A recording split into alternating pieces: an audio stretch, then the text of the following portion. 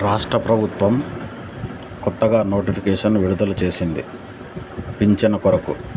పింఛనుకు అర్హులు ఎవరు అనగా వికలాంగులు, 60 సంవత్సరాలు నిండిన వారు, వితంతువులు. దీనికి కావలసిన పత్రాలు Aadhaar card, ration card, bank passbook. ఇవి తీసుకెళ్ళి మీ సమీపంలోని గ్రామ సచివాలయము లేదా మీ సేవా సెంటర్లో ఇస్తే వారు దరఖాస్తు చేయగలరు.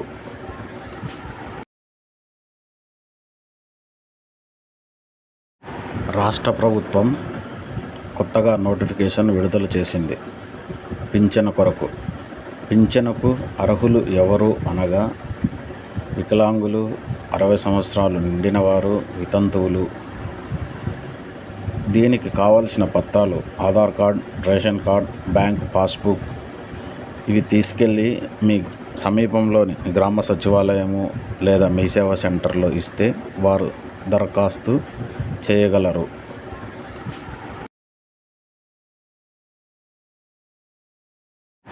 రాష్ట్ర ప్రభుత్వం కొత్తగా నోటిఫికేషన్ విడుదల చేసింది. పింఛను కొరకు. పింఛనుకు అర్హులు ఎవరు అనగా వికలాంగులు, 60 సంవత్సరాలు నిండిన వారు, వితంతువులు. దీనికి కావలసిన పత్రాలు Aadhaar card, ration card, bank passbook. ఇవి తీసుకెళ్ళి మీ సమీపంలోని గ్రామ సచివాలయము లేదా మీ సేవా సెంటర్లో ఇస్తే వారు దరఖాస్తు చేయగలరు.